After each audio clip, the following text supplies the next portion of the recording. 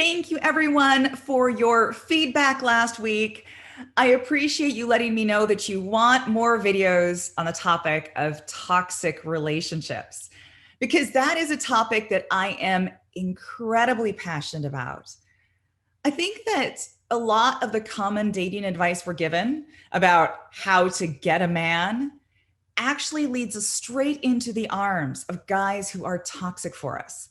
We think we're learning about how to find and keep love, whereas what we're actually learning is how to put men on a pedestal and value a man's approval above our own self-worth. And that is what I want to talk about today. Sometimes I think that love is a scam. Now, it didn't used to be, right? Not before that whole commercial complex designed to make you think that love is something you buy with cards and online dating memberships and a better breath mint. A long time ago, love actually had to do with people relating to each other, talking, dancing, visiting each other's houses, really spending time together. But now, when you hear or see the word love, pretty sure that something is being sold to you. A romantic dinner or the perfect gift or a sexy perfume. And that wouldn't be such a bad thing because we all like that stuff, except for the scare tactics involved. You see, if they're going to sell love to you, they need to make you believe that you will not get love without it. So those people who have love, well, they've already got this thing. They've already got it figured out, and you will be left out if you don't do it too. Oh, and that love you already have, well, it's not the right kind of love. It's not as good as this other kind of love, and you need to buy this thing to make it better. So what happens when you are fed those messages over and over and over again? Well, no matter what you do, you end up feeling inadequate. Like no one is going to love you because you don't have what everyone else has. You don't have the body and the hair and the lifestyle and the youth, whatever it is. And even if you're in a relationship, it's not enough because you're not going on those picture perfect vacations or wearing his and her sweatshirts or gazing at each other's eyes at some fancy restaurant. So that's the scam. You live in a world designed to convince you that you have to do what other people tell you to do in order to be loved the right way. And that's just the beginning. Hi, I'm Amy Waterman. For those of you who don't know me, I am a love expert here at yourbrilliance.com. And in this video, I want to explain a little bit about what I'm about.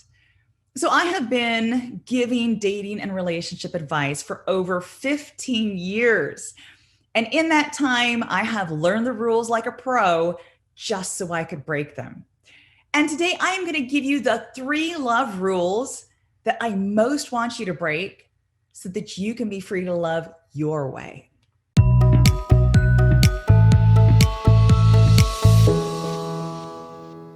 Rule number 1 is, it's your job to attract men.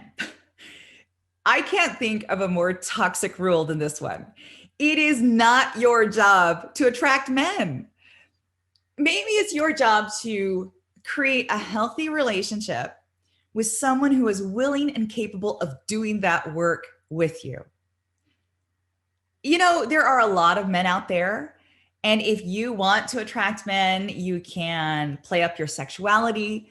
You can play hard to get, but then you end up with a man and not necessarily a great relationship.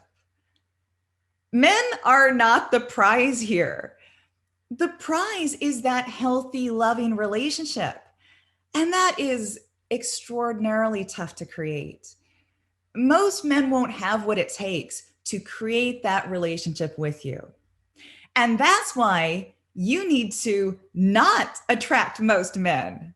You should be turning away or turning off 90% of men so that the only ones who are taking up your time are the guys with healthy hearts who might be able to create something beautiful with you.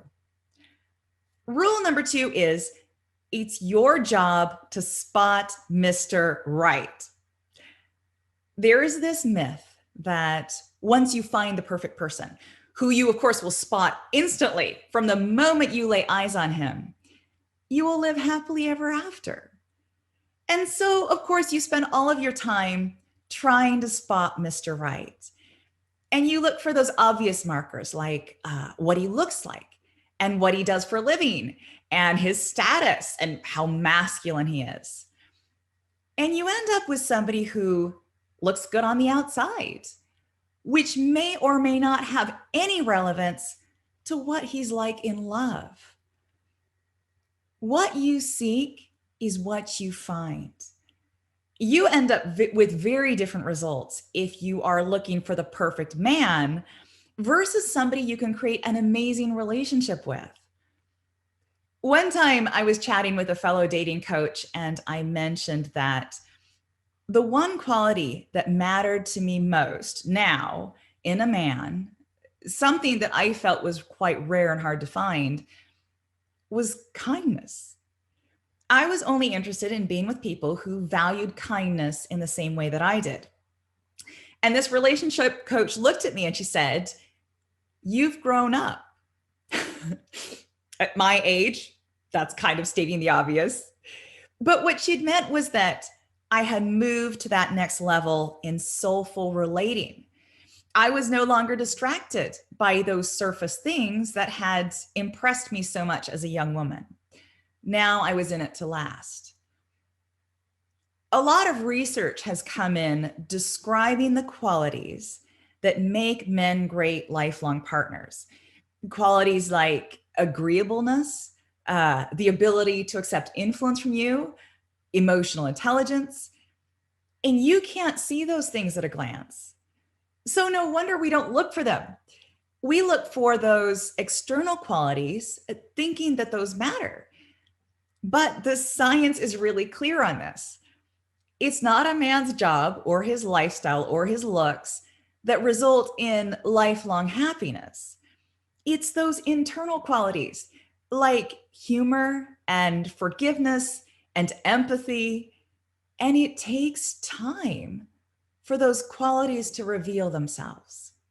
Rule number 3 is look to the past for our role models. So we have this idea that there was a golden age of relationships that we need to get back to when the men were men and the women were women and everyone lived in perfect harmony. Now, it's a great thought, and I really wish it was that way.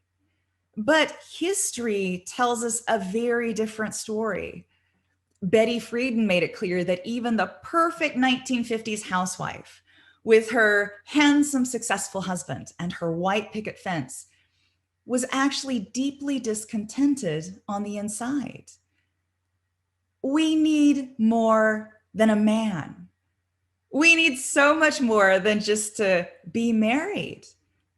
We need support. We need partnership.